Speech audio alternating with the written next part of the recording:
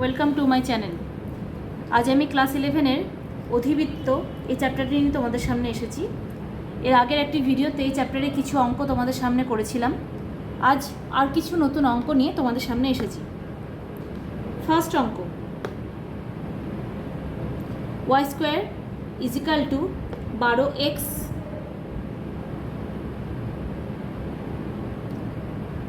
অধিবৃত্তের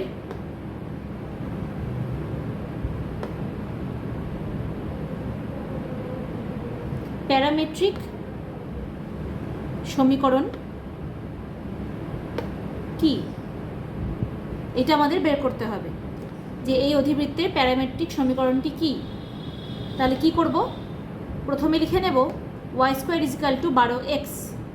এবার এটাকে যেরকম অধিবৃত্তের সমীকরণ হয় ঠিক সেই রকম আমরা প্রথমে লিখে নিই। y স্কোয়ার ইজিক্যাল টু, তোমরা কি জানো y স্কোয়ার ইজিক্যাল টু কী হয়? 4ax। তাহলে এটাকে সেইভাবে লিখে নিই 4 ইন্টু 3 ইন্টু এক্স। ঠিক আছে, তাহলে এটা যদি y square is equal two 4ax যে সমীকরণটা আমরা জানি তার সাথে যদি তুলনা করি তাহলে এখান থেকে আমরা কি পাচ্ছি? a ইজিক্যাল টু হচ্ছে 3। এবার এই সমীকরণের প্যারামেট্রিক সমীকরণটি কি? এই সমীকরণের প্যারামেট্রিক সমীকরণ হলো x equal to at square এবং y ইজিক্যাল টু 2at। তাহলে এর ক্ষেত্রে যেহেতু a ইজিক্যাল টু 3 পেলাম, তাহলে এর প্যারামেট্রিক সমীকরণটা দেখো কি হবে?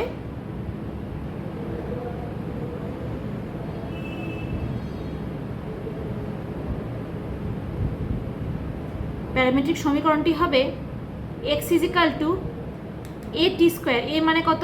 3 t স্কোয়ার, আর y ইজিক্যাল টু কী হবে? 2 into 3 into t equal to 60। তাহলে এইটাই হয়ে যাচ্ছে আমাদের অ্যান্সার। এটাই হচ্ছে প্যারামেট্রিক সমীকরণের, এটি হচ্ছে প্যারামেট্রিক সমীকরণ। এরপর আমরা নেক্সট অঙ্কে যাব। 2 নম্বর অঙ্ক।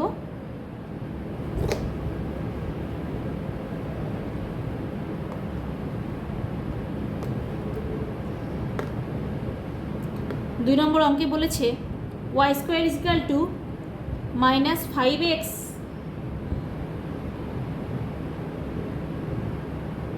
অধিবৃত্তের নাভির স্থানাঙ্ক নির্ণয় করতে বলেছে।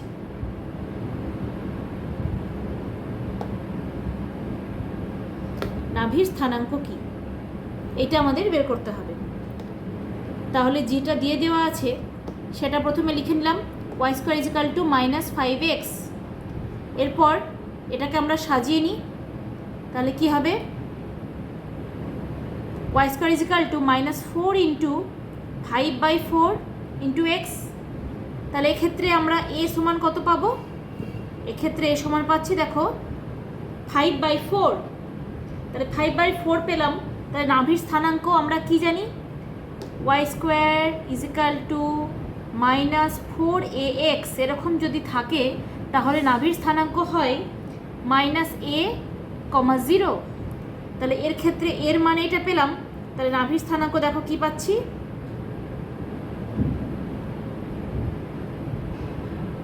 নাভির স্থানাঙ্ক ইজিক্যাল টু পাচ্ছি -5/4, 0। তাহলে এটাই হয়ে যাচ্ছে আমাদের নাভির স্থানাঙ্ক। তাহলে এটাই আমাদের বের করতে দিয়েছে। এরপর আমরা যাচ্ছি নেক্সট অঙ্কে।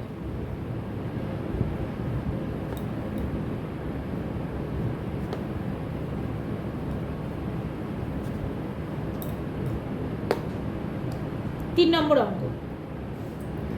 3 নম্বর অঙ্কে দিয়েছে 3x square is equal two -8y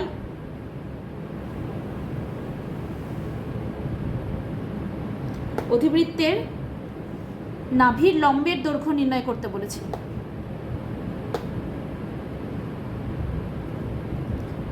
নাভির লম্বের দৈর্ঘ্য কি? তাহলে দেখো এখানে কি করব? 3x square is equal two -8y। এটাকে যদি আমরা সাজিয়ে নিই তাহলে পাচ্ছি মাইনাস 8/3 ইন্টু ওয়াই। তাহলে এটাকে লিখে নিলাম -4 ইন্টু 2/3 ইন্টু ওয়াই। এরপর নাভির লম্বের দৈর্ঘ্যের যে ফর্মুলা, সেই ফর্মুলাটা হচ্ছে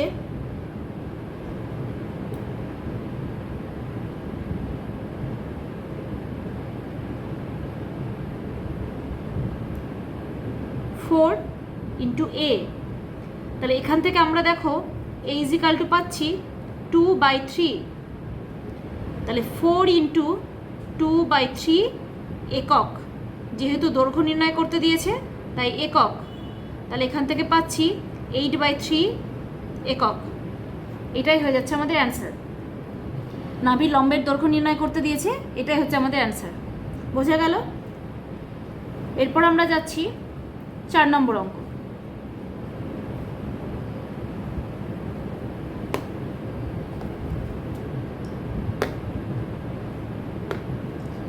চার নম্বর অঙ্কে দিয়েছে x² is equal to ab by a plus b into y. অধিবৃত্তের নাভির স্থানাঙ্ক।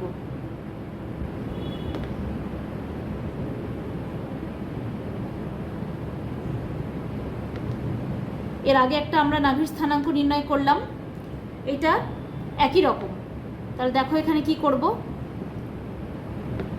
x² is equal to ab by a plus b into y. এটাকে আমরা প্রথমে অধিবৃত্তের ফর্মুলার মতো সাজিয়ে নেব। তাহলে x² is equal to 4 into ab by 4 into a plus b into y. তাহলে এখান থেকে দেখো নাভির স্থানাঙ্ক আমরা জানি x² ইজিক্যাল টু যদি 4ay হয় তাহলে নাভি কত হয়, নাভি সমান হচ্ছে 0,a। তাহলে এখানে a মানে হচ্ছে এই অংশটা। তাহলে নাভির স্থানাঙ্ক দেখো পাচ্ছি